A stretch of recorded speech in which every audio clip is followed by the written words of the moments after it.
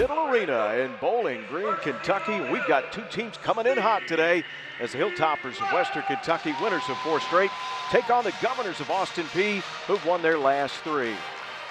Hi, everybody. Barry Gresham, great to be back with you alongside, for the first time, the former National Player of the Year at North Carolina, Tyler Hansbrough. We got a good matchup today because both the teams are playing as well as they played all year on a collision course today. Absolutely. Both teams are playing their best basketball to date. It's also going to be a great contrast of styles. Austin Peay, they like to zone it up, put on the brakes. WKU, they like to get out, push it, and run. So it's going to be a great contrast. Let's look at our 2 players we'll highlight today. We'll start with the visitors from Austin Peay, and this guy can do it all, DeMarcus Sharp.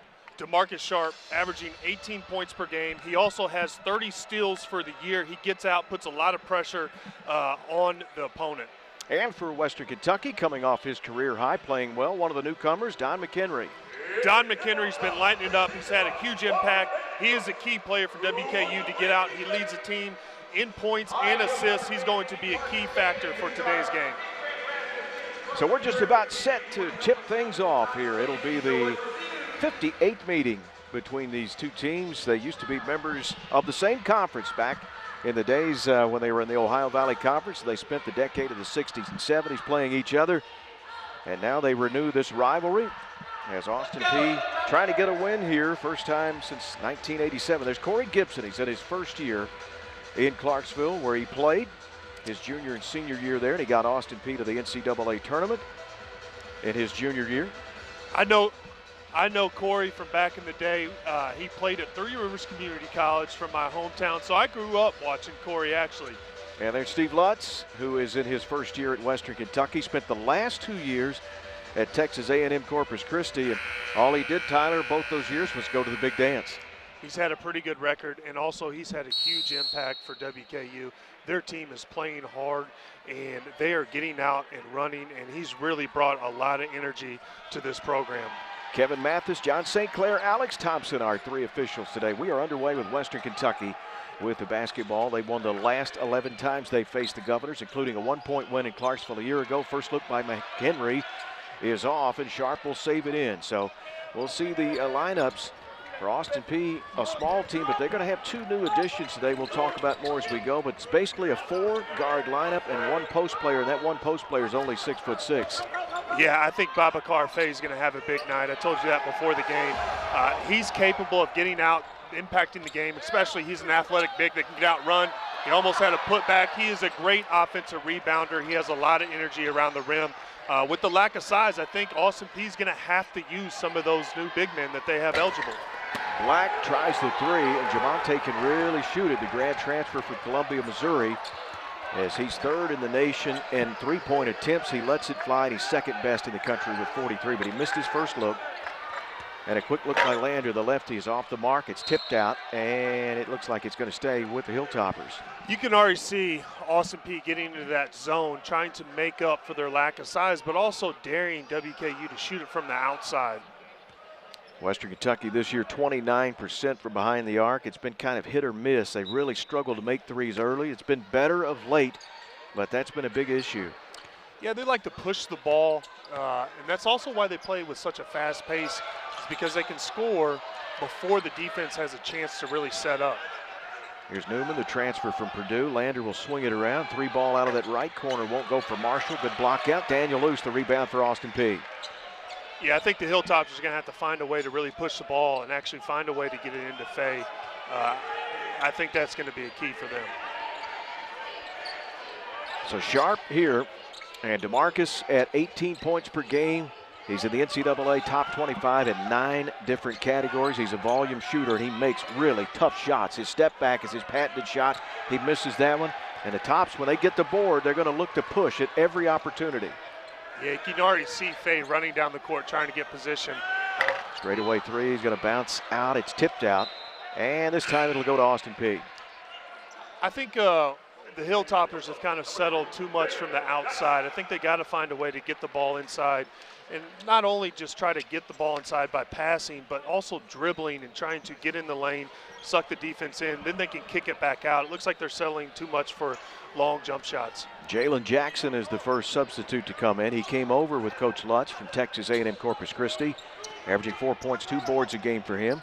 He can really push the motor as well in the style Western wants to play. Here's the freshman, White, misses his 3 out of the right corner. The true freshman, the only one on the Austin Peay roster. Fay outruns everybody, gets the dunk.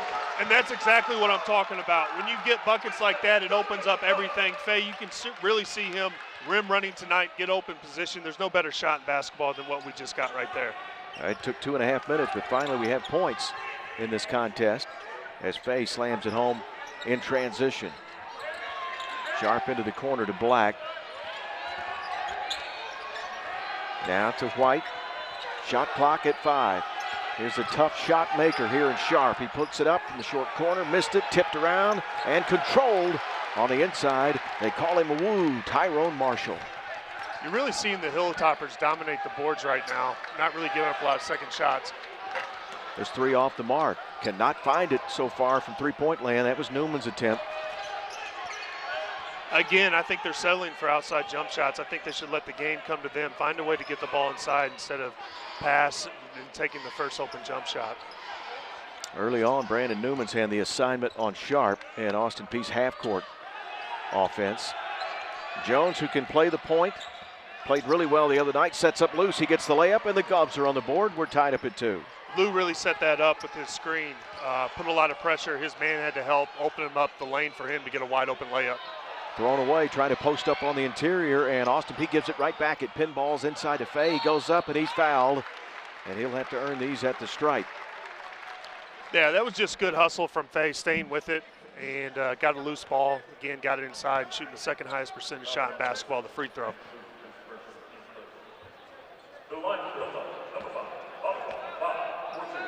So Babacar to the free throw line out of Senegal, a transfer from the College of Charleston, 6'8", the junior, 7 points. He's the leading rebounder for WKU at 6 boards a game.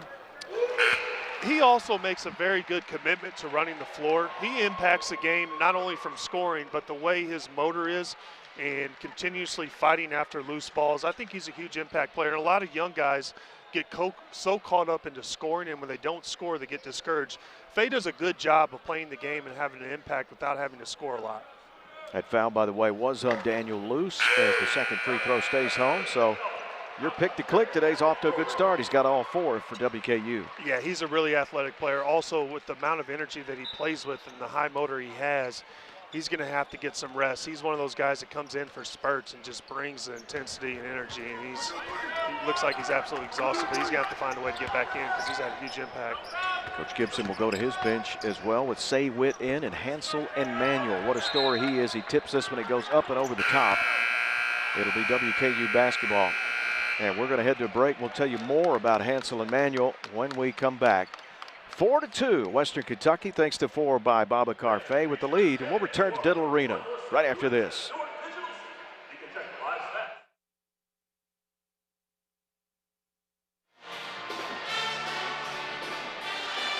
We welcome you back to Bowling Green, 4-2. The home team, the Hilltoppers, with the lead over Austin Peay. And it's thanks to Babacar Fay, the junior from Senegal.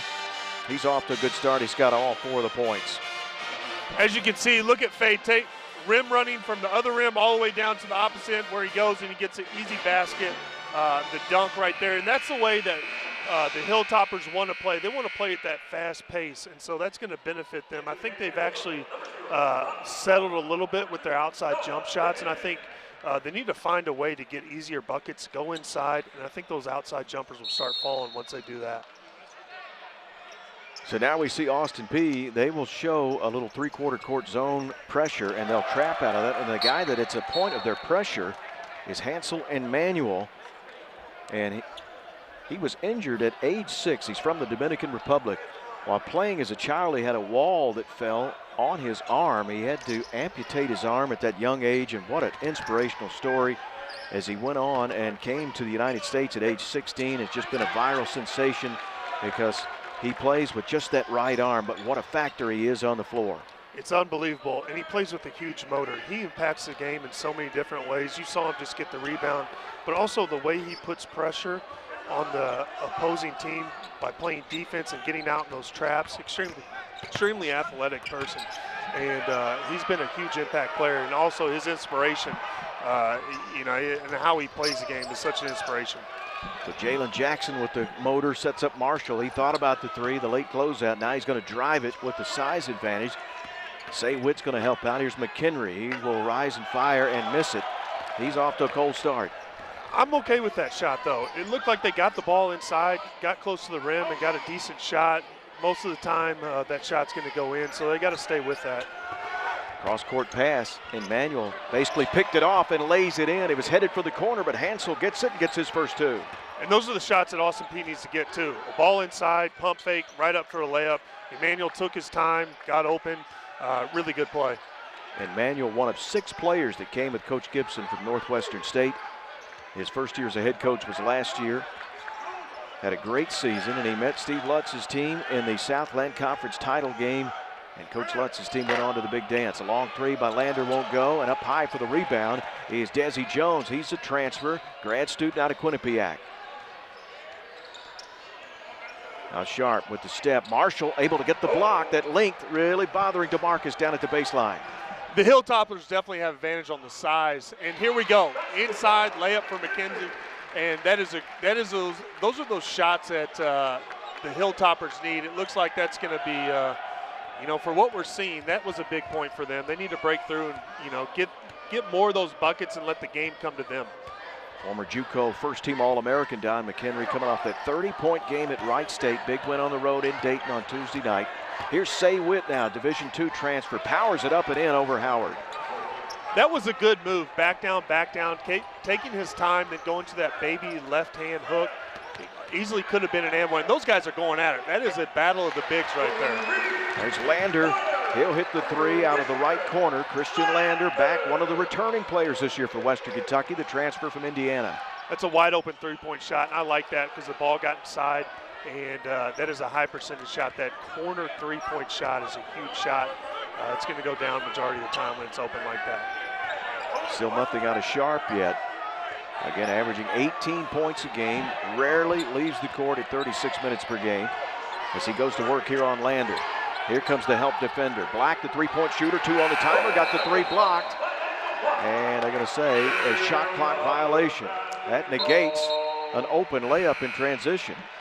The Hilltoppers haven't given anything easy to Sharp. They have done a great job defensively. As you just saw there, even if Sharp did make that shot, that is a contested, long, mid-range 2, which is a low percentage shot.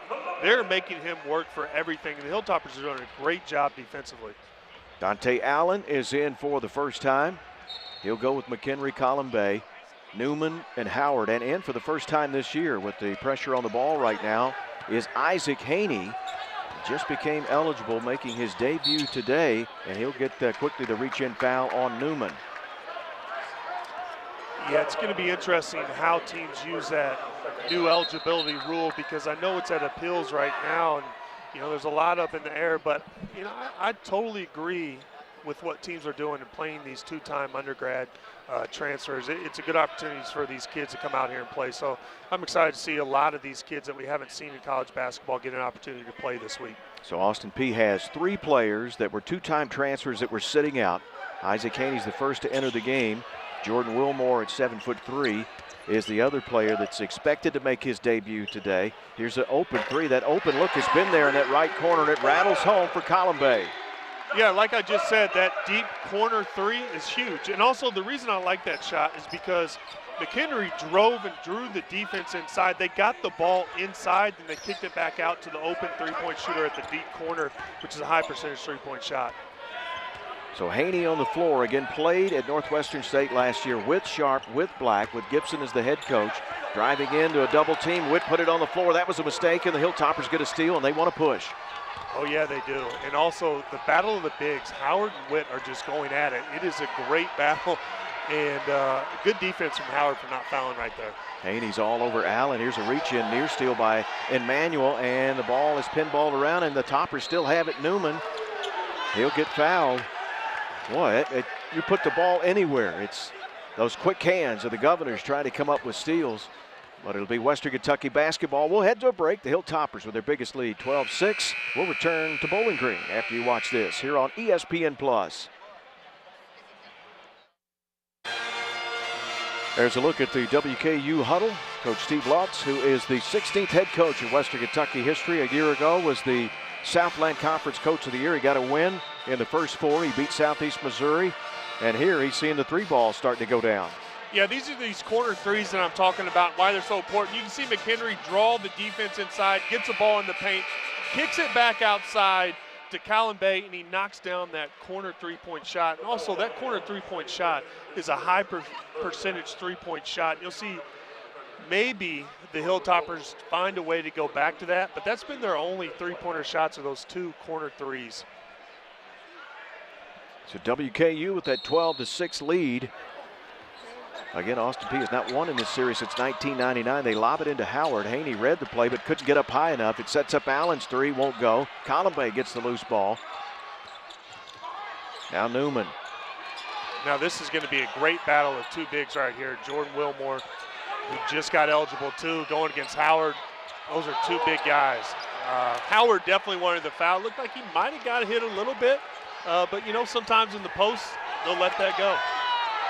So Haney may have rolled that ankle in the backcourt, was able to get rid of it, but he's hobbled. And he's going to have an injury timeout. Well, you hate to see that because he's just able to return to the lineup today, and he rolled that ankle, but he's able to walk off. We'll see if he can play through that pain, because you know he desperately wants on that court. He's waited all year to get there. That's unfortunate. I know how those ankle rolls feel. Sometimes it's just a lot of sharp pain. You can go back out and kind of ease it up, warm up a little bit, and come back out and play. But sometimes they can linger, so I'll be interested if they get him back. Sharp has seen multiple defenders, and they've all done a nice job. He's scoreless so far. Here's Wilmore. As Tyler mentioned, he's the big guy that's eligible today, and he hits the jump hook. So Big Jordan throws it in as he comes in and makes his debut. That is a high difficult shot. That running hook, right hook, that was a little interesting. I'm not sure if he planned it like that, but him and Howard are going at it. I like this battle of them right now. Look at Howard trying to get deep ceiling position again. And that is a great shot from Howard. And that's exactly what I'm talking about. Right there on those, sometimes, especially against the zone, you can seal a guy so deep in position where you don't have to make a move. You can go right up with that right-hand hook. That was a great seal from him. Deep 3, Desi Jones won't go. The ball is tipped, but a foul is going to be called on the Governors. Looks like we're going to go the other way. Yeah, that just looked like a couple guys going for a loose ball right there. But Howard checks out. Howard did a really good job. He brought a lot of energy, but also the way that he sealed, looked for position, that puts a lot of pressure on the defense and opens up guys, especially on the perimeter. Foul on Des White.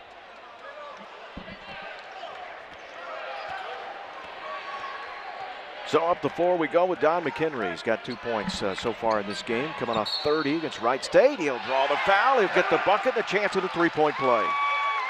I think McHenry knew he was going to get fouled right there and went ahead and went for the shot right there. But that was an impressive make. That's a hard, difficult shot through contact.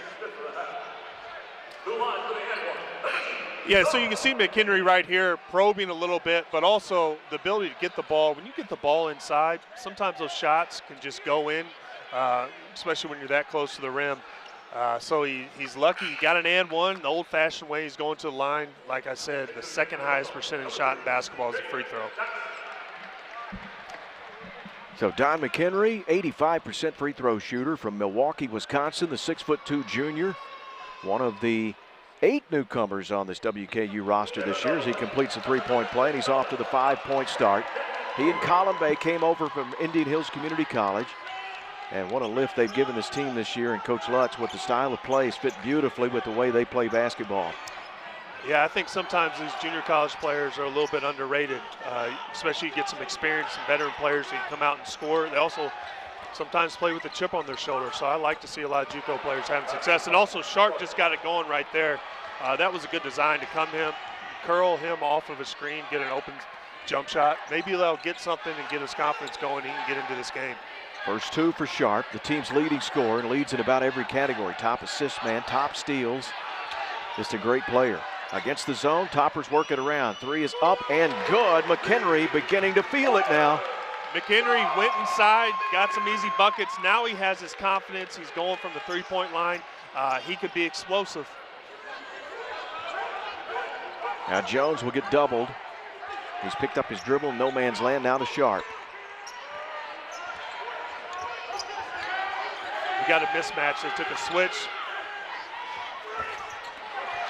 And Sharp's jumper off the mark. He sees Columbe that time at 6'6" with some length. He's seen about 4 different defenders. All the way through, McHenry out of control, able just to touch pass it out to Jackson. Good ball movement by the Toppers. And a good closeout by Black on Columbe. Tough pass. They'll turn it over, trying to hit Fay. Was not on the money with it. That was great movement from the Hilltoppers. But once you get stuck in that corner, that's a bad place to pick up your dribble. Easy trap, high turnover scenario, let it get away. But that was a good possession where they passed it around. They just, you can't pick up your dribble in the corner. So 20-10, biggest lead of the ball game for WKU, trying to stay unbeaten here on the home hardwood. They are 4-0 this year. And Austin Peay coming off their first road win. They won in Carbondale against SIU on Tuesday night to go to 1-4 away from home. And Manuel's back out there, Say Witt. Now Sharp with 5 on the timer. Clears it out for a quick three. Left side, Jones way off the mark. Rebound kicks out to Jackson. Newman running, but Black is back there. Still got it to him, and he lays it up and in. Yeah, the Hilltoppers had numbers on that one. I'm not sure that's the highest quality shot for Austin Peay. They got the rebound. The guys were off running. They were outnumbered.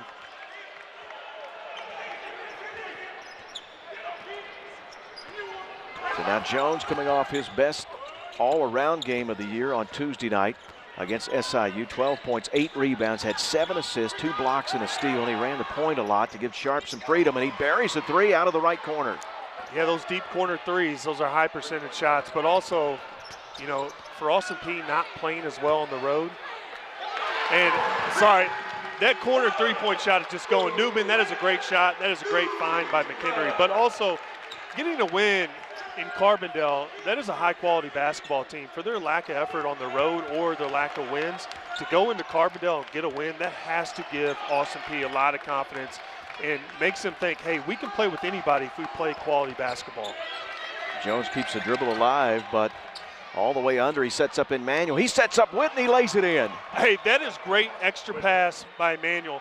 He could have gone up. A lot of people would have gone up that close in the lane, but to give the ball off to the big man with the extra pass whenever his defender slides over, that was a great, savvy move from him. Good ball movement so far by WKU against the zone. Newman gets a look, rimmed out on him, rebounded Sharp. Newman couldn't wait to shoot that top of the key three after he made that corner three. He was excited. I saw that one before he even got the ball. Little hesitation, Sharp all the way under. This time a good closeout on Jones's 3 in the right corner. They'll reset. Seeing more of Sharp off the ball. That's been working this week, and big wins over Murray State and against SIU for Austin Peay. Witt into the paint. He'll draw the contact. Looks like Fay got him. Yeah, they're gonna call a foul on Fay, but Witt's got to get better position. 1 foot inside the three-point line. That's not a great place for a big man to get it. We're going to head to a break. We'll come back with more as the Toppers leading by 10 against the Governors here at Diddle Arena.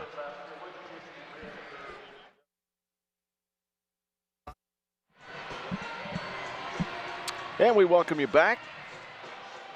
Folks in the holiday mood as classes have ended here at Western Kentucky. In fact, they just wrapped up at Austin Peay this week, so it's that time of year where you can just focus on basketball till that spring semester starts. 25-15, Western Kentucky with the lead. They've got 7 assists on their 9 made baskets, sharing the basketball really well.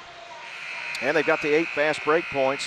We get a look here at one of the half-court sets by Austin Peay.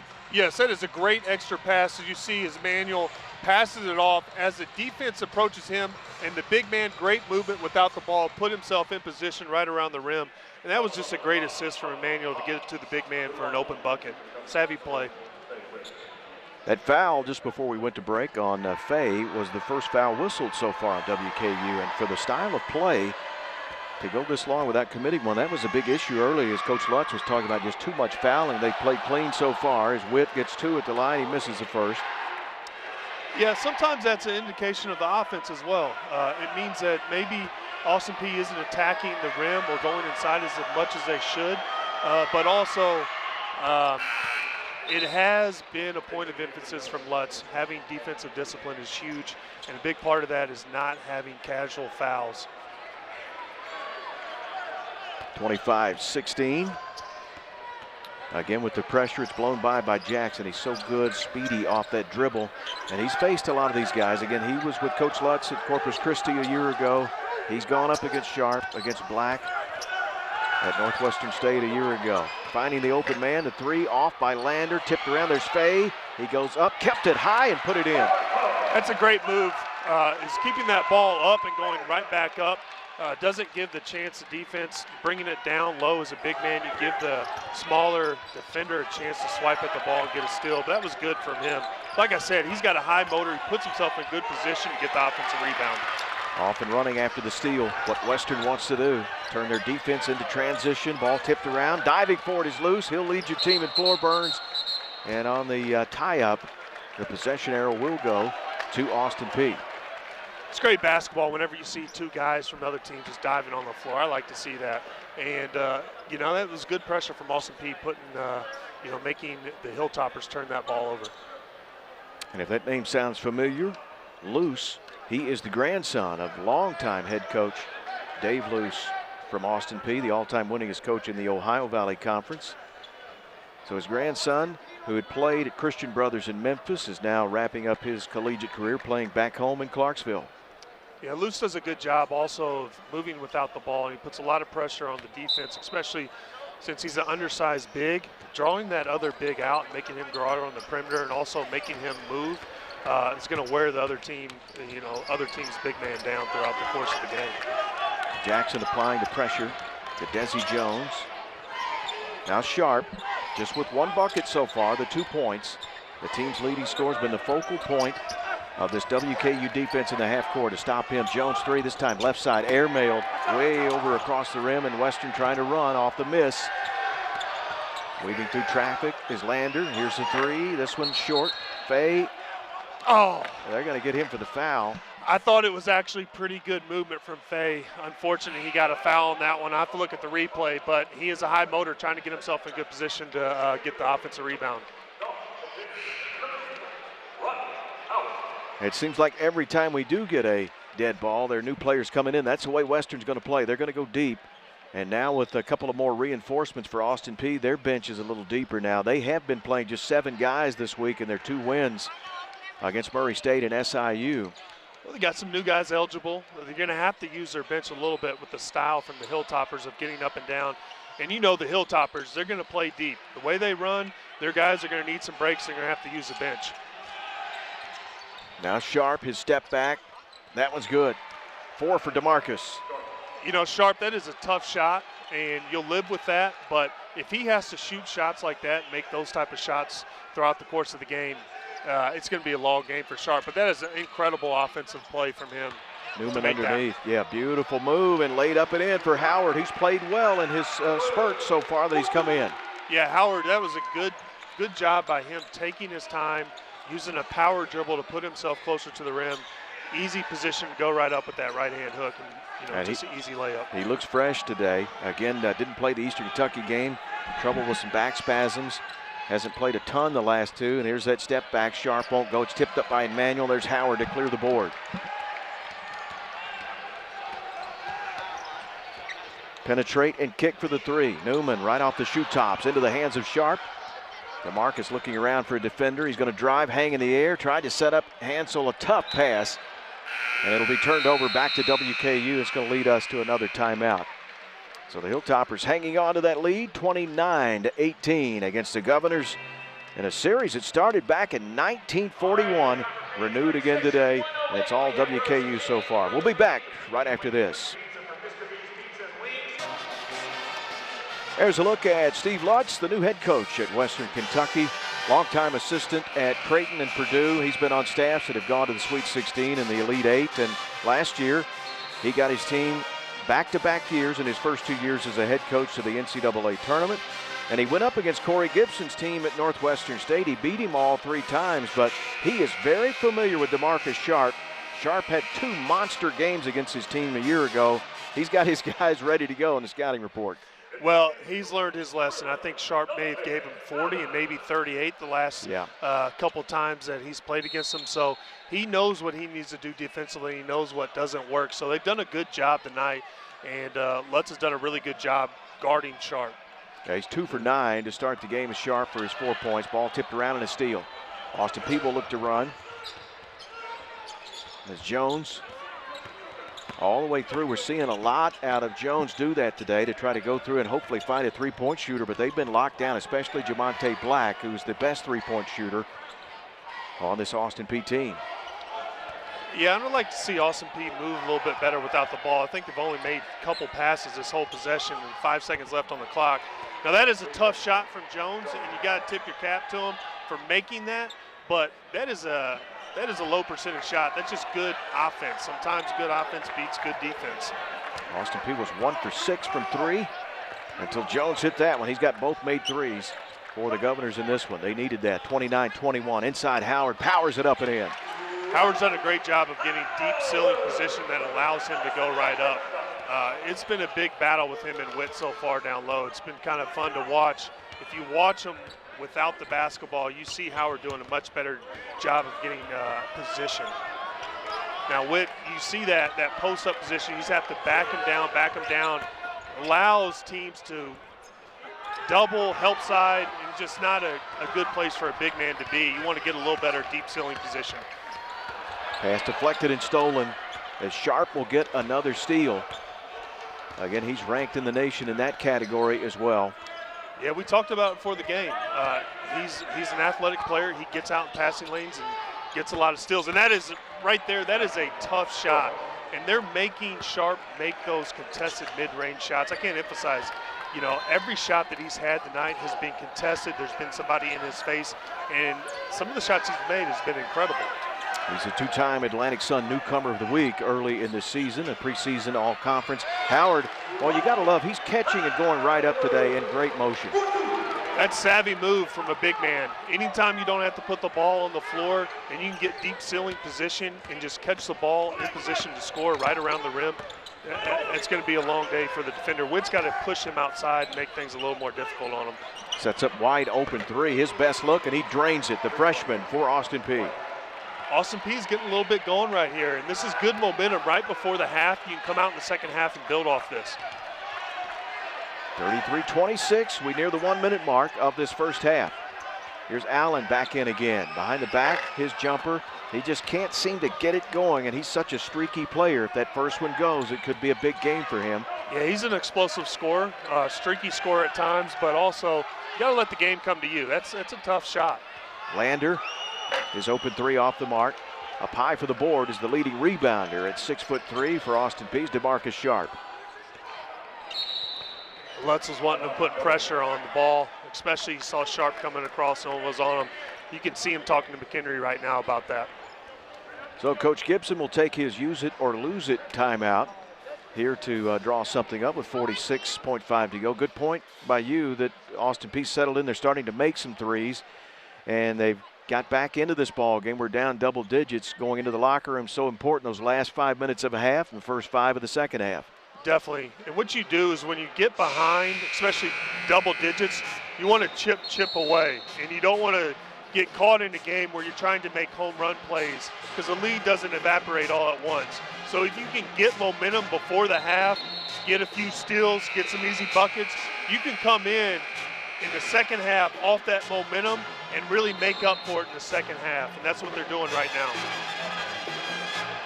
As the big man's going to come back in, making his debut today is Jordan Wilmore. Played briefly. Their other new player for Austin Peay today that's making his debut went out with an ankle injury. Isaac Haney was the first player in off the bench, and he rolled that ankle right around midcourt. Yeah, Wilmore's going to be valuable for them. If he can get it going, he's going to have to guard Howard because Howard's kind of having his way down low. Now Jones to Sharp.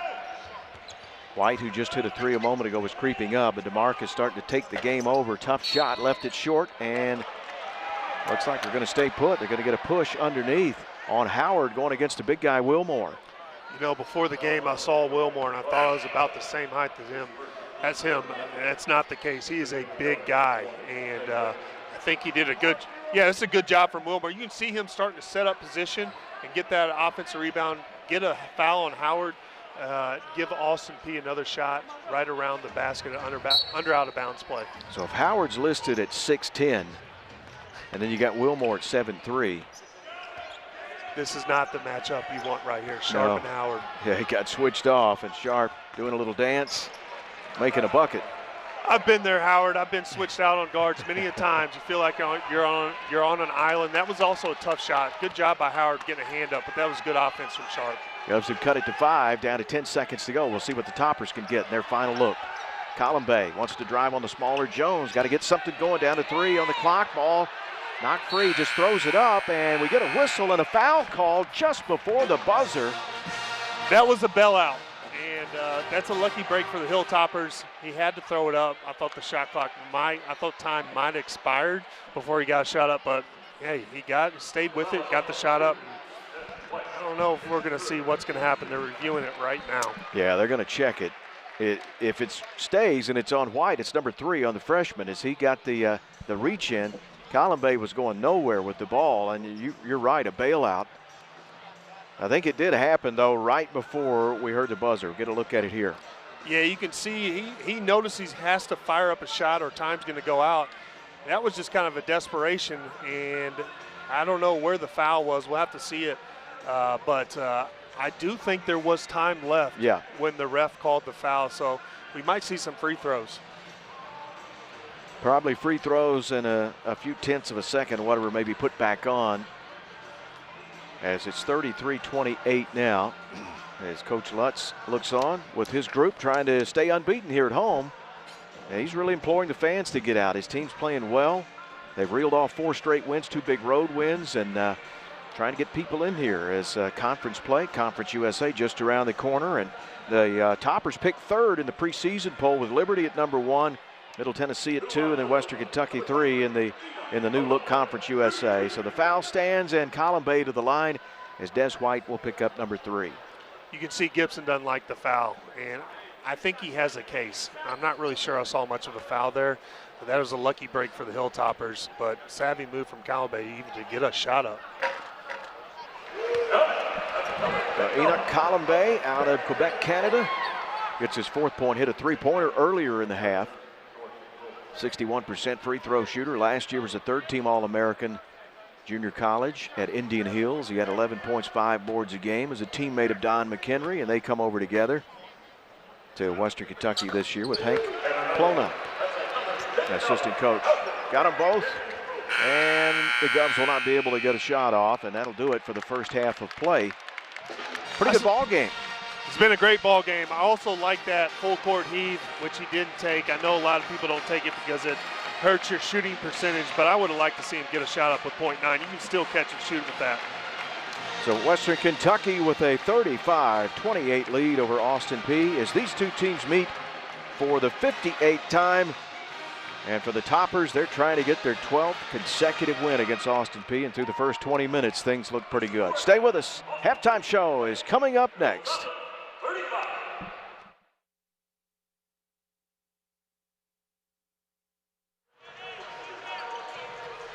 We welcome you back. 35-28, Western Kentucky with the lead on Austin Peay as both teams are back out warming up, just about set to go for the start of this second half. And it's a great time of year. It's college basketball in full swing, and we're enjoying this matchup as the non-conference winds down. We get into conference play. You can just start feeling things starting to come together now for these teams. They've got so many newcomers, and that's across the country with all the transfers, but it's starting to click now for a lot of teams. The portal has opened up a new age of college basketball, plug and play, and especially with the reversal of the NCAA rule allowing two-time transfers to play. There's going to be a lot of new faces. But both of these teams have been playing their best basketball to date. They've both been on a roll. But today, it's been Western Kentucky playing better basketball. currently. Now, Austin Peay got a little momentum before the half. We'll see if it carries over to the second. Let's look at some of the highlights from that first half. And when you talk about Austin Peay, you're talking about Agent Zero, as he's called, DeMarcus Sharp. That is a tough shot. Also, all these shots are almost every one of them are contested mid-range shots. That's high quality play from Sharp. I mean, that's just having the ability to make tough shots. If he has to shoot shots like that for the rest of the game, he's going to have a long game. And if he makes them, you just got to tip your cap to him, because those are tough basketball shots. So Sharp has 8 points to lead the way for Austin Peay. You see Steve Lutz, and we talked about him just before we went to break a moment ago, but Rodney Howard has played well, a fifth-year player out of Georgia Tech, 41 starts for the Rambling Wreck there, and he's really looked good today. He's put himself in great position, close to the rim, giving him the ability to go right up, not having to make a move, and also going up before the help side defense gets there. And he's taken a lot of, played through contact. He's done a good job of putting himself in deep ceiling position, allows him to go right up to score. He's had a great game so far, highly effective, 4 for 5, 8 points in 11 minutes. That's quality basketball. Yeah, playing well. The last home game, he had to set it out. His back locked up on him in that game against before that game against Eastern Kentucky, and just trying to get back into the rhythm. And this is a tough team. You miss some games. They play at such a fast pace, and for the big guy, he's really fit in well today, and he's going to be a key component to this team as they do get into conference play. As Conference USA, really, it's wide open. Absolutely. I think with his size as well, he's going to present a lot of people problems. But if he can continue to put himself in good deep ceiling position, especially in the paint, that's going to be big time for Western Kentucky. But also Babacar Faye, he's done a great job. And we talked about it before the game. We think Western Kentucky has a size advantage, and so I'm going to be curious to see if Austin Peay brings in Jordan Wilmore to present them with more size and more dominance in the paint to help slow down some of the big men. Yeah, Faye got off to the fast start, 6 points on 2 of 2 from the field, pulled down a couple of rebounds, but then he picked up 2 fouls pretty quickly and only played 9 minutes in that first half. So we'll see if Babacar can stay on the floor a little bit longer, because when they built that lead is when he got things going early, because it's so quick in transition and so good on that offensive backboard. Absolutely. And when you have a motor like Faye, sometimes you're going to pick up those fouls. Just the way that you play and the physicality that you play with, you're going to not always get the benefit of the whistle. That's what happened. But I expect him to have a big second half as well. Well, we highlighted at the top contrasting styles. Western Kentucky wants to play a game in the 80s today, whereas Austin Peay would prefer it in the 60s. And right now, as we look at these numbers at the half, even though it's been at Western's pace, still on track to get Western at about a 70-point game when they come in averaging 82. So we'll see which style wins out, who can impose their will here to start these first 5 minutes of the second half. Yeah, I think the key for Austin Peay especially is to get some easy buckets. They have no points off the break, and they don't really have a lot of points inside, so I think you're going to have to get that. Oh, Faye took a tough spill. He's down. The officials will hold up play. He got bumped when he was in the air by Luce. There was no whistle, and he went down, just landed awkwardly. You know, a lot of times when you go up, sometimes you have a tendency to land on your wrist, and I'm wondering if that's what happened to Faye. You know, you can hurt your wrist, sprain your wrist or whatever, just by trying to brace for the fall. There's a lot of contact right there. Not really, you could have called a foul, could have not, but looks like he just landed on his tailbone. I've been there, that stings a little bit, but hopefully he can, ease in and kind of get rid of that pain as the game goes on. Daniel Luce has been plagued with foul trouble this year. He's fouled out of 4 games. Jones all the way into the tall timber, forced up a tough shot. There's Faye to rebound it. It's a good rebound from Faye, but also Luce, he plays with the high motor too. He's going to put himself in the same type of fouling situations that Faye does sometimes. Oh, what a follow by Marshall. And a battle for it off the head of Austin Peay. It's going to stay with WKU. Marshall got really excited that he got that rebound. Didn't really expect it. Saw he's close to the rim. Went right up. Yeah, look at him sneak under there. Get that rebound. Sometimes you just got to take your time, gather yourself, and go right back up. So on the inbounds, the hand back to McHenry. And a runner baseline, good. It's a good savvy move from McHenry, getting inside the paint, going right up. So he hits double figures, our first player to do so, with 10 points for McHenry, averaging 15 a game, the leading scorer for WKU. It's Lander with the assignment to start this second half on Sharp. Trying to get Black going. He'll catch and shoot the three out of the right corner, too strong. That was a design play. You can see the screen down low, and Lander had an open three-point shot. This is going to be a walk. Yeah, Marshall, a little bit too big of a hurry. And Tyrone Marshall out of Pearl Cone High School in Nashville, Tennessee. 8 points a game, is yet to score in this one. Yeah, Western's done a really good job defensively. Look at them apply the pressure, especially McHenry. Now Jones will back it out, and they'll run their half-court set. Tried to get Black a look a moment ago. Let's see if they go into Witt. They love to play off the pass into the post, but he's going to go right to the rack, draw the foul. Power move on the inside for Say Witt. And we talked about this in the first half. Witt wasn't getting the best position in the post, but right there, he was able to get better position. Sometimes you take a few dribbles, crab dribbles, nice and easy short dribbles in the post. You can draw the defense, but there it was just one-on-one. Witt got a little physical, and Faye bumped him on the way up for the jump hook. That's number 3 on Babacar Faye. So as just we talked about his limited minutes in the first half due to foul trouble, he picks up one here early in the second half. He'll have to exit, but this worked out well in the first half as Howard played so good off the bench. Yeah, this might be a good substitution. Even though Faye's in a little bit of foul trouble, I could see him getting a little frustrated. He didn't get the call on that running jump hook that he wanted. Then he gets an easy foul down here. Sometimes as a player, it's good to catch your breath, cool off, and come back in. But also Howard, he's played such a good game. You got to get him back in as well. 1 out of 2 for Witt. The D2 transfer from Lincoln, Missouri. He's from Kansas City, the graduate transfer. Now McHenry to Marshall. We'll see who can get hot for WKU if they can build that lead back up. Lander will get bumped by Sharp right in front of the official, and he reaches down and grabs that left ankle. It's not a good. Yeah, as you can see right there, Sharp just jumped out on that ball screen and just bumped him with his chest. Easy foul. I didn't really see him twist an ankle or anything, but it looks like he just kind of landed awkwardly a little bit. Could be a knee, could be an ankle, I don't know, but it doesn't look like it's hindering him too much. The big man is back in, Jordan Wilmore, making his debut today. He's in for Luce. Again, Wilmore, the transfer from Northwestern State, where Coach Gibson was at a year ago, 7'3", 350, debuting today. Newman will penetrate. Marshall all day to dial up the three. It's off the mark, and Sharp gets the rebound. I actually think that's a very good sub from Gibson. Howard's kind of had his way, but Wilmore is going to present him with more size and also strength down low. He's not going to be able to move him like he moves some of the other defenders. Jones has been trying to get all the way through on that baseline through much of that first half. He's cut off this time, still keeps the dribble alive, got in the air, looks for the freshman Des White. And there's Sharp right down the lane, the floater, rimming in, good. That's a great shot from Sharp. Also, the reason why that's such a good shot is because it wasn't contested. He got inside, got an open look, points in the paint. Austin Peay hasn't had a lot of those, so that was a good open shot from him. McHenry would not be denied, and that second bounce cost Howard. Got the timing off, and the big man, Wilmore, got the board. I would expect a timeout if Austin Peay scores on this possession from Western Kentucky. Austin Peay's come out with a little momentum. Here's White's three. Rimming and won't go, and there's the rebound on the interior for Rodney Howard. Now Lander will challenge the big guy. He'll get into the body, shot block, but he'll draw the foul.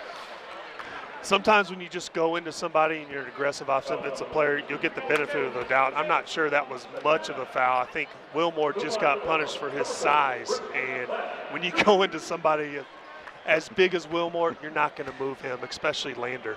Right. You're going to bounce off of him, and that's exactly what happened. So Lander to the stripe. Lander just 3 points in the ballgame so far. He hit a three-pointer in the first half.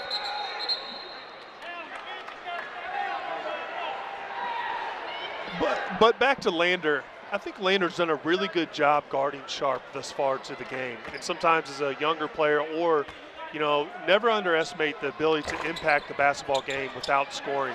There's too much emphasis on scoring. You can have a high impact on just playing great defense, moving without the ball. I think Lander's done a great job on Sharp today, especially. He's got Sharp here. DeMarcus with 10 points. Takes him all the way into the paint, sets up White's three, and he got it. The freshman buries one. He's hit one in each half now for his 6 points. That was that corner shot, and the three high percentage shot, also contested. That was a tough one. That was a great make by him. Jackson all the way through. He'll set up Lander. Can he return the favor? And he will from the left corner. Like we just talked about, those corner threes, high percentage shot, good movement from Lander to put himself in that position. As the pace picks up, Black's left wide open. Got a big-time screen and can't hit it. It's tipped out Jones. He'll put the little floater up. It's tipped back out by White. Pinballs off several players. Tracked down by McHenry. Here go the Toppers on the open floor. Underneath Newman. Puts it on the floor, and then he gets hammered. The big man could not hold up and knocked him right out of bounds. Boy, Newman really caught a break by not having Wilmore land on that one. And Wilmore, let me tell you, he had some speed going down the court. That's as fast as I've seen him run. Second foul on the big guy. 41-34, and we'll return to more from Diddle Arena right after this. There he is. Big Red had a birthday a couple of weeks ago. He's entertaining the crowd. Nice crowd has filed in here on this Saturday afternoon. Big day of college basketball going on around the country. Here's a look at this sequence a moment ago. Sharp on penetration sets up White's three, and then the Toppers, they go right back the other way and answer it. Yeah, what I like about these two threes, you see the penetration, and both teams got the ball inside, sucked the defense in, and they had the ability to kick it back out for a wide open two corner three-pointers, which are high percentage shots. So Wilmore got the foul as Newman put that one dribble down. It almost cost him, but you made a great point. At least the big guy didn't land on top of him. He bumped him and knocked him out of bounds and got the foul. That would have hurt. Wilmore got his money's worth on that foul. And, you know, just from his size, he's going to get a lot of fouls. But his presence inside, you know, the way he impacts the game doesn't show up on the stat sheet. When you're 7'3" and you're as big as Wilmore, you're going to affect the game. Just going to change the way guys shoot and also dominate the inside, which doesn't show on the stat sheet. 43-34 as Newman's two free throws give him 7 in the game. His first points here in the second half. Now to Sharp. The pace is slowed here in this half-court set for Austin Peay, which means Sharp has to take over and hit a tough shot here to beat the clock. Which he does, and he's been good at making tough shots all night. You know, I thought Western Kentucky did a good job on him in the second half, but Sharp's starting to heat up and making tough shots. He is a tough shot taker and maker with his step back that he's so good at. 43-36. We'll see if the Tops can answer. They really moved the ball well today. Newman had a good look from three. Ball tipped out. It's off of Austin Peay. It'll stay with WKU. Yeah, Western's really done a good job of moving the ball, finding the open shot. And Newman's been a pretty good player. Usually he knocks down that corner three-point shot. Newman, the transfer from Purdue.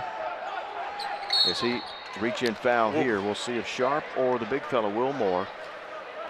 That was a bailout call. And I'm not saying it wasn't a foul, but also as a big man, when you catch that ball in the corner, you pick it up, it's not a great place for a big man to have it. So he gets number 3, and it'll be Newman to inbound. So Newman, I had a chance to see him play a year ago as Austin Peay opened up the season at Purdue. And nice drop-off pass, and Howard waiting for it. Continues his good play, 10 points for him. That was a great job from Howard. Also moving without the ball, sometimes putting himself in position, you know, when the help side moves, to have the ability for the guard to find you open is a tough job as a big man. He did a great job right there. Wilmore, wow. Yeah, that was a beautiful setup to get it into the big fella. After that late closeout to 3, Newman trying to answer back. White's got it. Austin Peay will get it to Sharp and gallop across the timeline. 7-point game again. They got it to 4 at one point in the second half. That was great movement from Wilmore to put himself in position to go right up and slam it. So he's got the 3 fouls and the 4 points in making his debut today. At 7'3", 350 pounds out of Memphis, Tennessee. For his first game, though, I'm not sure you're going to see a lot of minutes for him. He's going to have to work his way back into shape, especially when you haven't played all year. You're going to have a lot of adrenaline, sometimes pick up those easy fouls. Offensive rebound chance always leads to a look from three, but it wouldn't go for Austin Peay. McHenry beats everybody down the floor and hits the little floater. Yeah, I think Wilmore's exhausted right now. You can see somebody sitting at the scores table come in for him. I think Witt's sitting there waiting to give him a break. Yeah, he's got those both hands on the hips. White trying to heat up, and he rattles a three home off the right wing. That was a big-time shot for White. But also, I will say, the way that Western Kentucky plays in their style, it's going to wear you down over the course of the game as well. So Des White, the only true freshman on the Austin Peay roster, tied the freshman record at Austin Peay. He hit 7 threes in a game earlier this year. Sharp got the block, but right back to McHenry. That's our two players we highlighted at the top guarding one another on this series. Jackson hesitation, and he's going to draw the foul on Wilmore, and that goes to a little bit of fatigue right there as well. That's a fatigue foul. I've been there as well as a big man. Also, you don't want to give up an easy layup, but Wilmore, he should have used his size and his length right there and just put his hand straight up. I still think he would have impacted the game. You see right there, that's just frustration. Hey, I'm tired, I'm going to reach out. That's just a lazy play. But I think as the season goes on, Wilmore will say, hey, listen, I have the length. I'll put my hand straight up, go straight up, as many big men do, and still have an impact on that shot and be able to change it. 2 shots coming for Jalen Jackson, who's yet to score today. Out of San Antonio, Texas. And Jalen played for Coach Lutz at Texas A&M Corpus Christi a year ago. He missed the first 3 games this year, was coming back from an injury, and has had a couple of double-figure outings, 14 points against UNC Asheville, and he fits definitely the style WKU wants to play. And he's great coming in off the bench because he'll just push the motor even more when he comes in. Absolutely. He knows how to run. He knows what Lutz wants to do, so it was a great transfer for him, and to follow Lutz to Western Kentucky, I thought that was a no-brainer. 7-point game here as Say Witt is in for Wilmore, who exits with the 4 fouls. And again, Haney making his debut today for Austin Peay. Tweaked that ankle, rolled it in the first half. Deep 3 for White, just barely caught the iron. That was a sort of a heat check. Yes. That was a heat check shot. Lander up the floor. He'll wait for Jackson. Howard really wants it on the interior. Allen, will he come in hot? He left it short, and there's Sharp.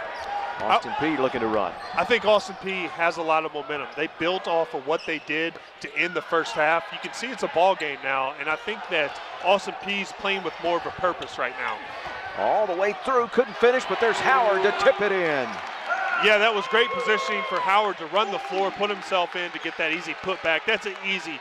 A lot of big men, if they would just follow when the guard goes inside for a layup, they'll get a lot of putbacks just like Howard had right there. White slipping is Howard. White couldn't finish. Good closeout by Allen. And the top's going to look to run after they get the stop defensively. This is an up and down ball game. You're starting to see bodies go everywhere. Witt's going to get the foul here as Allen challenges going to the rim. And that'll lead us to a timeout. The pace is quickening. That favors the Hilltoppers. They lead it 50-41 over Austin Peay. We'll take a timeout and be back to Diddle Arena right after this.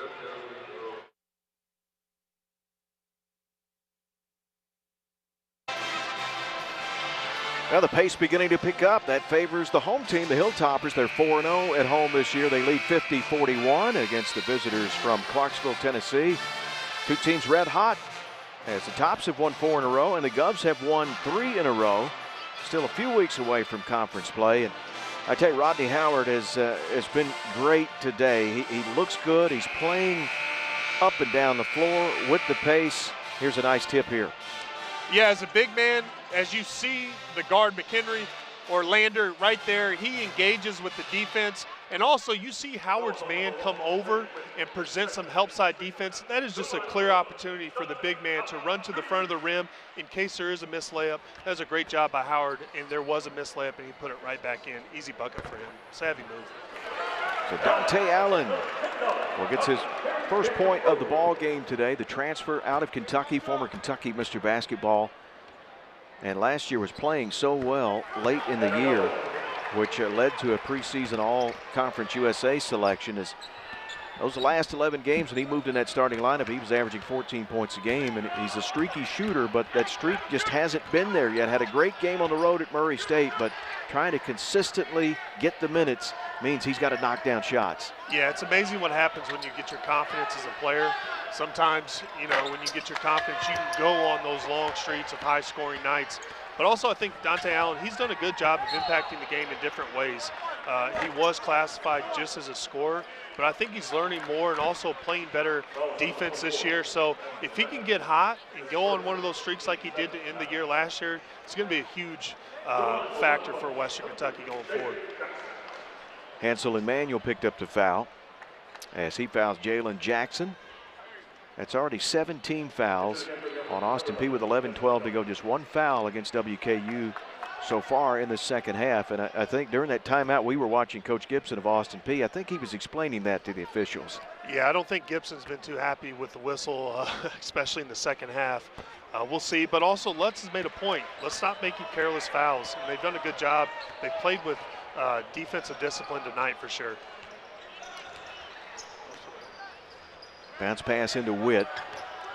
Witt way off the block. Now some power bounces wanting to spin. Good help defender, and the foul called as Marshall came over. That was a good job from Witt. He took his time, a few crab dribbles in the post, gathered himself. Here it is, crab dribble, got good position. Little pump fake, took his time, went up through the contact and got the foul. So what have you seen out of Witt so far? As you look at the number that really is glaring, is 36% field goal shooter. At his size, at 6'8", he's got the bulk, but he tends to rush things. He's gotten better, but trying to play within himself, he seems to get in too big of a hurry down in the post. Yeah, the thing with Witt that I see just from tonight is I think the better positioning he gets, the more effective he is. When he's posting up 2 or 3 feet from the three-point line versus, you know, a foot inside the lane or the paint, I think he's much more effective when he catches the ball closer to the paint and he has the ability to take a crab dribble, play slow, and gathers himself. I think that's when he's an effective player. Definitely needs to see that field goal percentage go up when most of his shots are, of course, right down in the paint. Fadeaway won't go for Colin Bay. 10-point ball game. He'll see that field goal percentage go up if he cuts that ball closer to the paint. Now Sharp has been the principal ball handler here in the second half. Witt goes right down the lane. It's tipped away. It'll stay with Austin Peay as we're going to see Lander come back in for WKU. Witt got a little excited right there. He saw an open lane, went right at it. Sometimes if you just play a little slower, go to a jump stop and catch there, he had a major size advantage on that guard for Western Kentucky right there.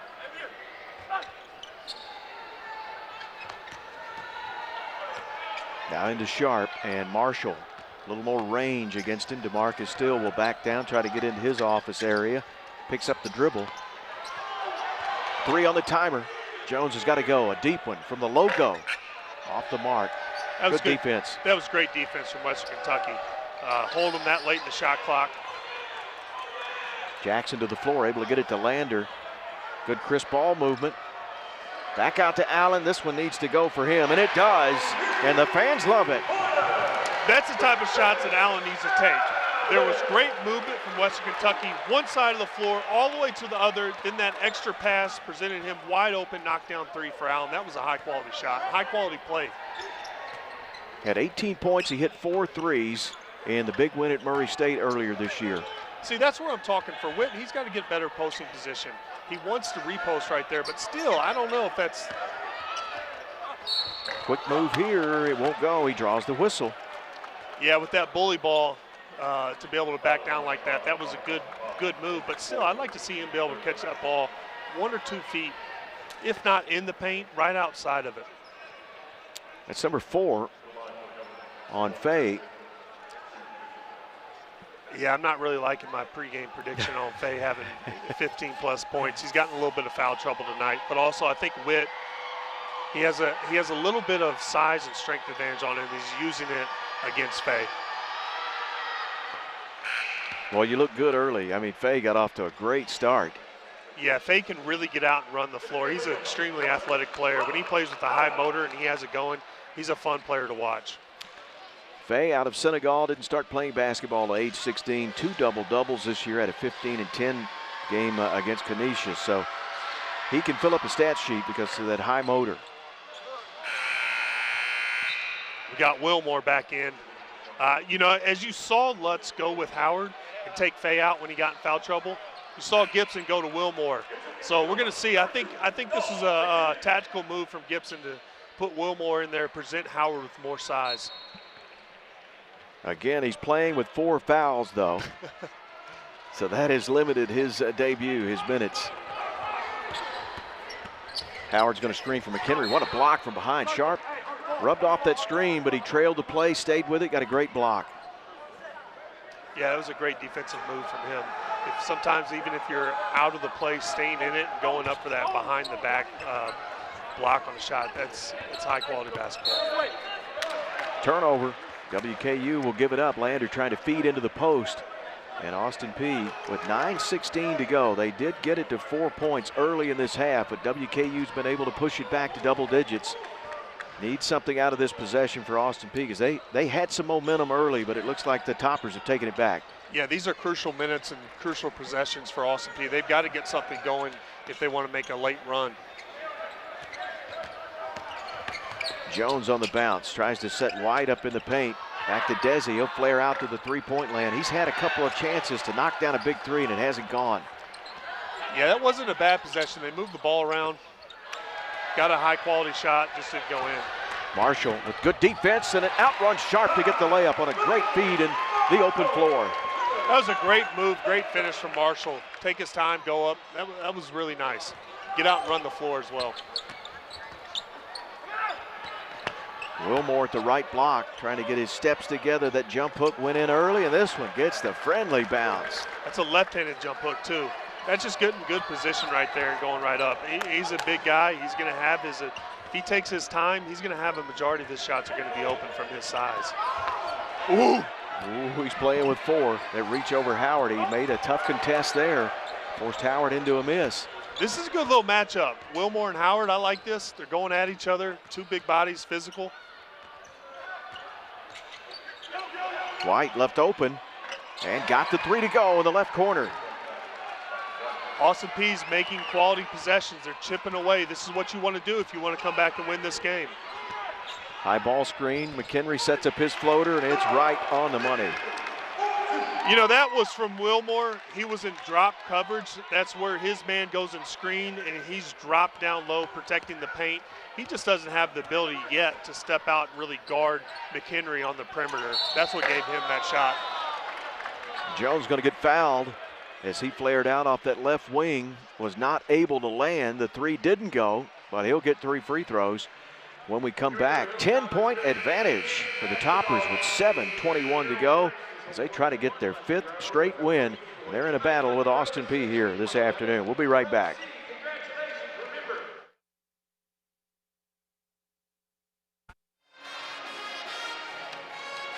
Now the fans here on this Saturday afternoon enjoying some college basketball as we're just a few short days away from Christmas. There's that foul on that last play. Jones just didn't have a chance to come down. You had 2 defenders really in the same spot.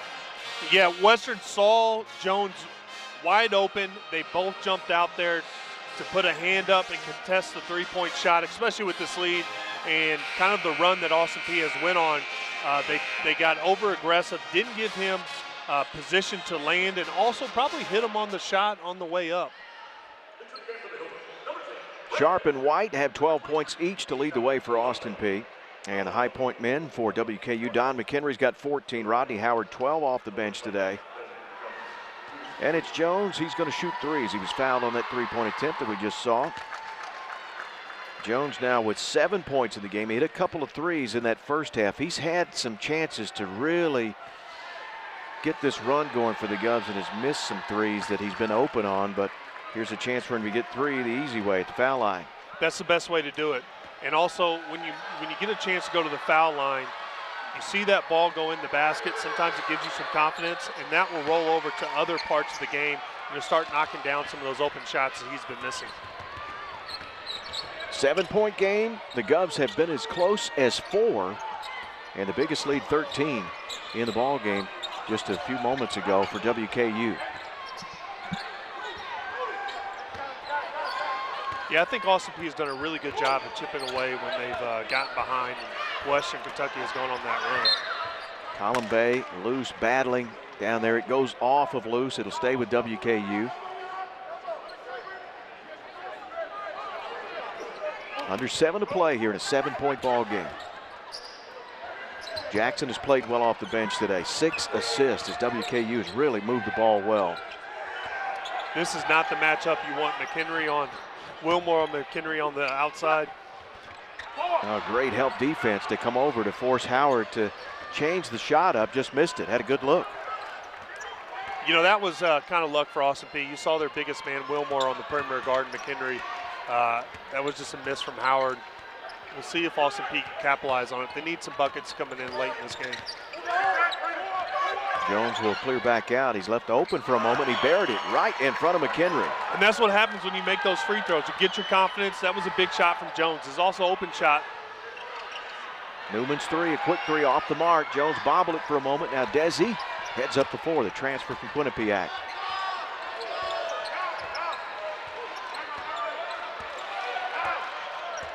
Now here clear out. We'll see if they'll get a look for Sharp, who's down there roaming around that baseline.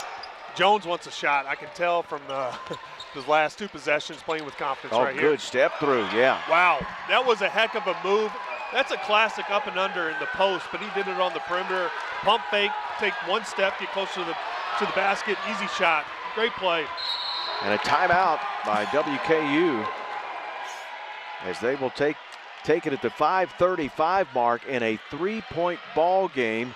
And that's going to lead us to a break. So a confident Austin Peay team, after winning on the road in Carbondale against SIU, they're making this a game here in Bowling Green. Back right after this.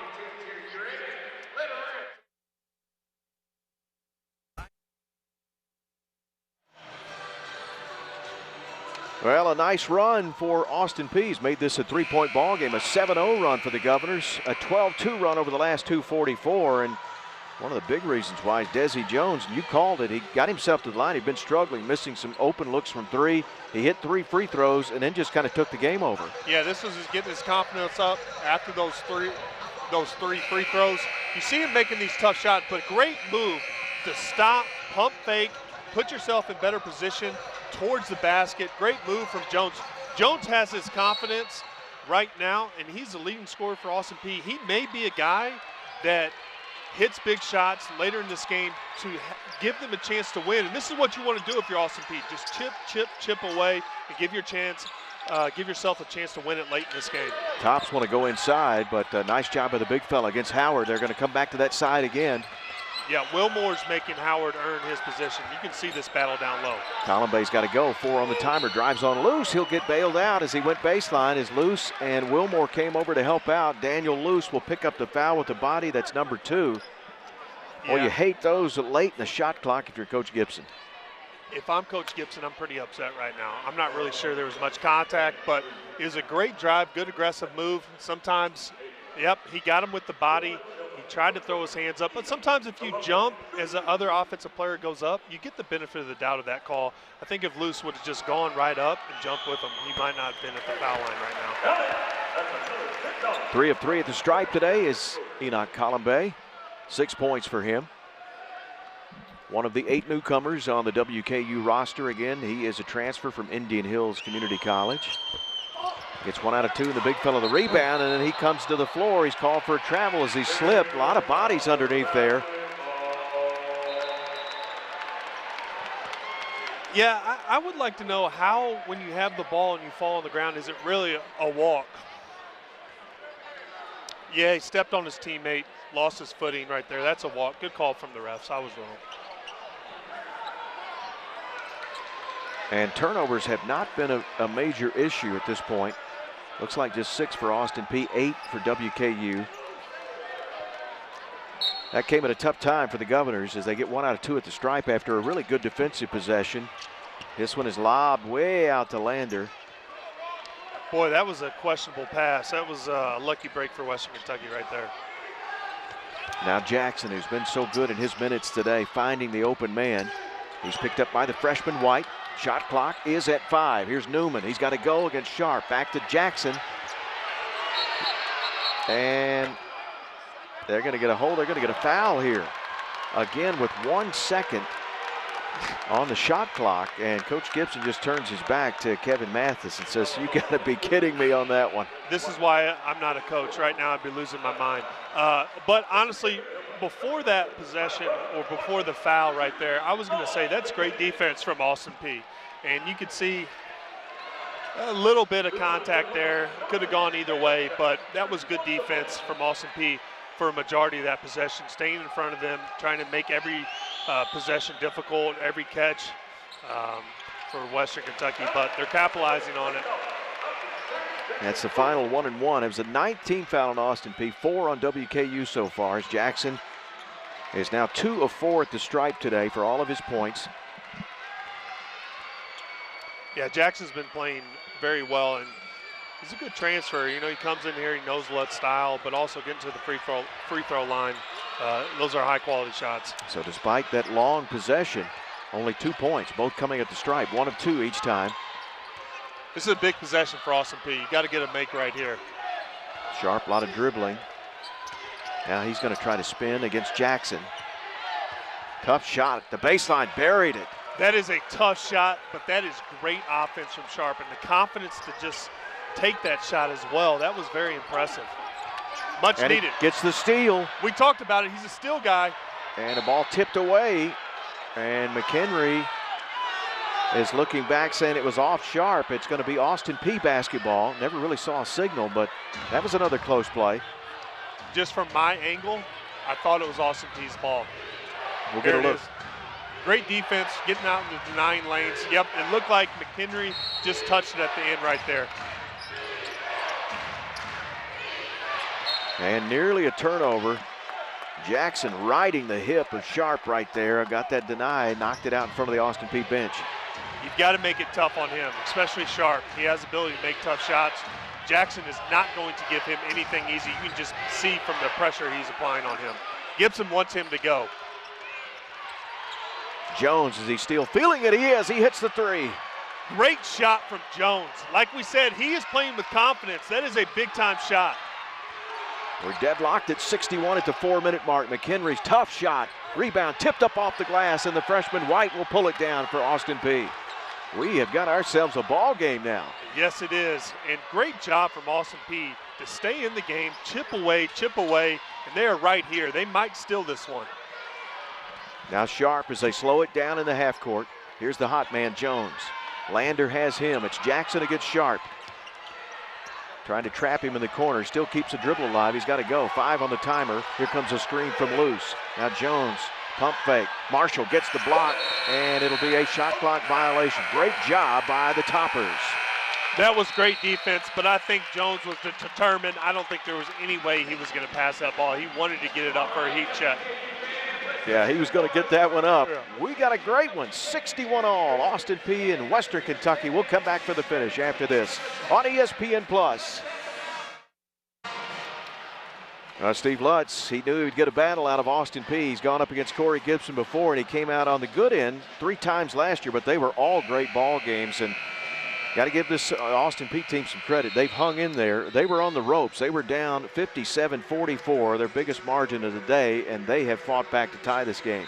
You got to give Gibson credit. This has been the tale of 2 halves. Austin Peay ended the first half with a lot of momentum. They got some easy buckets to end it. They weren't playing that well, but they have come out in the second half, and regardless of how far they have gotten behind, they have continued to chip away, and they're right here in the ball game, tied ball game with a chance to win it. Our 4th tie of the day. Those first 3 ties came very early in the game. Austin Peay's never led. WKU's biggest lead, 13. We are deadlocked at 61. We near the 3-minute mark in this one. As Jackson, Marshall, McHenry, Howard, and Lander, the 5 for WKU. Marshall right down the baseline. He'll dunk it with 2 hands. That was a great possession for the Hilltoppers. I think it was a design that got him right there deep in that corner. Wide open driving lane for the dunk. Great play. Now you got a 2-man option here. Will Sharp go, or will you get the hot man Jones, who has really caught fire in the second half? And Coach Gibson will take the timeout as Sharp had picked that dribble up. Smart call from Gibson to call a timeout right there. This is an important possession, but also you saw Austin Peay try to get in the classical horn set with the two big men at the elbow and run Sharp off that. Wilmore did a good job of rolling. Sharp just picked up his ball and was in a bad position. Good timeout from Gibson. We'll see what they run after this timeout. As you see that Austin Peay huddle, Corey Gibson, former player at Austin Peay, former assistant coach at Austin Peay, back for his first year as head coach at his alma mater. And he's got his team playing some good basketball, trying to get their 4th straight win. Austin Peay has not won in Bowling Green since 1987, and they haven't won in this rivalry since 1999, as the Toppers have won the last 11. But this has the makings of going right to the wire today, and you like players like Sharp in these type of situations because he's such a good shot maker. Definitely, and also Jones is playing with a lot of confidence. He wants the ball, and you got a few options right here. Now Sharp singled up on Jackson, has the size on him at 6'3" against 5'11", the fadeaway, tough shot. Jackson made him take a really tough one. Yeah, that was a tough shot from Sharp. Here's McHenry all the way into the rim, put it in. Don McHenry right down the lane.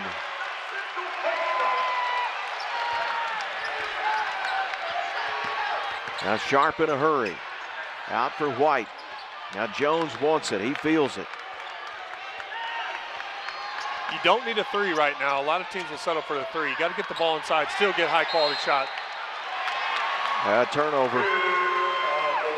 Jones went all the way under. He tried to dump off a pass to Wilmore, who was not ready. That was going to be a tough catch anyway.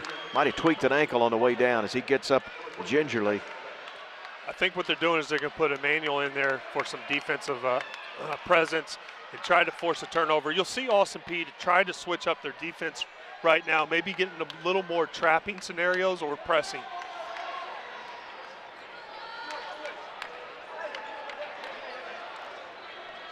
So we await the inbounds. And again, Hansel and Manuel, he is a disruptor, 24. They put him at the point of their little zone press. He's great in a trap situation. He'll get screened by Howard. Stays with Lander. Howard trying to post, but Marshall down the lane. He left it short. It's tipped up by Wilmore, and there is Emmanuel able to snag that rebound. Great rebound from Emmanuel. Now it's Sharp. Off the screen, here's Black, the three-point shooter, got it! His first bucket of the day comes at crunch time. The lethal three-point shooter has been quiet. He makes it a one-point game. That is a big-time shot, a much-needed score for Austin Peay, but also off a design play, he was wide open. Great shot, and also Black having the confidence to knock it down off of his first bucket of the whole night. Huge basket for Austin Peay.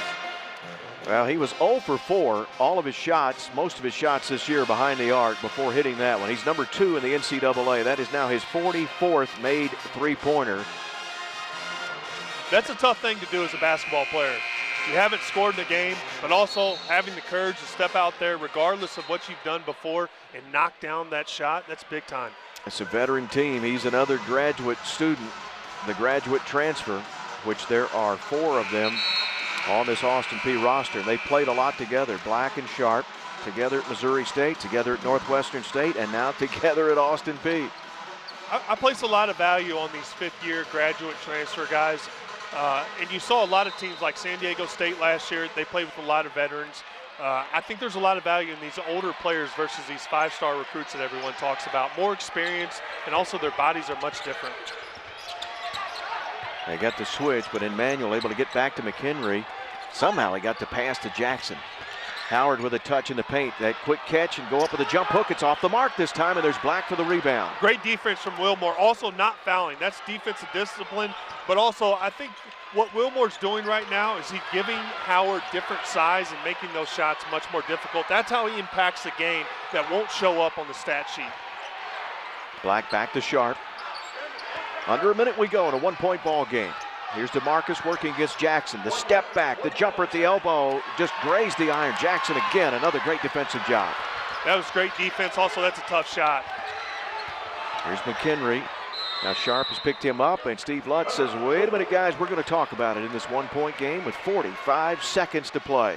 Great timeout from Lutz. Draw up something that you guys are familiar with. Try to get a high-quality shot. Go off a play that you know that you can probably run and have a high chance of scoring, because this is a crucial possession for the Hilltoppers. You know, they got a great look coming out of a timeout a moment ago when Marshall went straight down the baseline for a dunk. But you're so concerned with Howard on the interior, or you could go back to him. He's got the 12 points today, just missed a jump hook. So you got a lot of options with this WKU team. Definitely. Also, look at that screen. That was set up from the screen from Wilmore. He won't get any credit for it, but he got Black wide open for that three-point shot. And Wilmore has actually had a huge impact on this game. Now, his stats aren't crazy, but his size and the way he impacts shots, but also he has slowed down Howard. He's given him size. He's also added strength inside. Howard hasn't had the half that he had in the first half, and a big credit goes to Wilmore because of him. But also, I'm not sure I'd go to Howard right now off this play. I might try to run the exact same play they did early on to get that dunk right there in the corner. Austin Peay with their best defensive lineup loose out there with Emmanuel. Sharp and Black, good defenders, and then Wilmore for the size. They want to trap Howard just as he got it in. Oh, and a little jump stop, no call. He hopped. Oh, very dangerous. Got away McHenry. with one there. He did, got the turnover, and the whistle did not happen. All right, 8 on the timer is Jackson. He'll penetrate. Wilmore in drop coverage. Back out to McHenry. Pump fake. His runner. He slipped. Threw it off the glass. He slipped at the last minute. And it's Wilmore, and they're going to get a reach-in foul, it looks like, on Howard. They might have did that. They might have fouled on purpose. That way it stops the ball and also stops Austin Peay from getting a wide open layup. I think what Lutz wants to do is set his defense up and trust the defense and make them score over a contested hand. Right, that's just the 15th foul. That was a savvy move, yeah. Yeah, good call by Coach Lutz. Still got another foul to give. Wouldn't shoot to the 7th, and Coach Gibson wants to talk about it. 1 point lead for Western Kentucky, 13.6 to go, 65-64. So, well, you love seeing this as we see each of these coaches in their first year at their new schools here going at it. This is an important possession, obviously. But if I'm Gibson right now, what I do is I try to put Howard in a ball screen, and I try to get the ball in Sharp's hand. And I would run this play at about 8 seconds. And the reason you want to run it at 8 seconds, it allows the offense to get a tip in, but it also prevents the other team from grabbing the ball and dribbling out. But what you can do right here is keep in mind, if they do switch late in the shot clock to make a contested shot, you have the ability for the big man to get a tip in late, and also a tip in will win you this game. So Coach Lutz talking defense. We have seen Jalen Jackson, the 5'11 grad transfer, get the assignment against DeMarcus Sharp, and he's done a great job here the last few trips down the floor. Yeah, Sharp's hit a lot of tough shots tonight. I'm going to be curious to see what they do. I'm also tempted to think that maybe they just do a clear out for Sharp and see if he can't hit one of those tough shots that he's been making all year. Still that one more foul to give. Just 5 fouls on WKU. That's big. WKU has the only timeout remaining in this game, so Austin Peay has 0 timeouts. And I think the way you use that foul is you use it on a trap scenario. That way it prevents, or if a guy has a wide open layup, you may just kind of foul him to prevent him from getting a wide open layup. But you want to make sure you're not fouling the guy in the act of shooting. And I also have a place a big emphasis on trust your principles defensively. Oh, big collision. A lot of the Gov players ran into one another. It's Saywitt on the floor as he's checked in for Wilmore. It's going to be Sharp. We'll see if the foul's given. There it is. With 6 seconds to go out on the floor, that's the 6th team foul. So the Govs are going to have to inbound it and get quickly into their set this time with 6 seconds to go. I think what you're going to see right here is the big man set a screen for Sharp. What they want to do late in the clock, you'll see the defense switch these possessions to make sure that every shot is contested. I think you'll see a big man end up on Sharp, and that's the scenario you want. Here's Sharp. Got to go on Jackson. He's singled up. Nobody coming to help. Tough baseline shot. Jackson got the block. Jackson blocks the shot, and the Toppers get the win. Great defense. Also having the defensive discipline not to foul. That was a tough shot. Good job from Western Kentucky on pulling this win out. Wow, what a finish to this ball game. And that's where not fouling, which was an issue early for WKU this year, really benefited them down the stretch. They were able to give a couple of fouls late to set their defense, and that was all Jackson there. That was mano-a-mano. No one came to help, and he's able to rise up and get the block against Sharp, one of the best one-on-one players. As the two coaches congratulate one another, they've had some battles, and they were in one today. Definitely. You got to give Austin Peay a lot of credit for chipping away and staying in this game and making it come right down to the wire. Could have gone either way, but also a lot of credit to Western Kentucky for their defensive discipline and Jackson making that shot on Sharp so difficult. It was a great basketball game. 65-64. And we'll look at our player of the game. The guy hit some big shots for Western Kentucky for them to get that win today.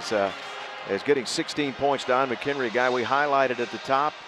And Don really hit some tough shots down the stretch in this performance today. As we'll take a look now at the final play, the block shot by Jackson. That is the Kentucky 8-1-1 play of the game. Jalen Jackson, you talked about it, Tyler. He only had 2 points in the game at the foul line, but comes up with the biggest play of the day on that block shot. Absolutely. That's impacting the game without scoring. And there's such an emphasis on this for me because too many young players get caught up in scoring. Jackson had a huge impact on this game, but it's from a defensive aspect. I like to see that. That'll do it. What a ball game. Western Kentucky, 5 straight wins. They win it 65-64.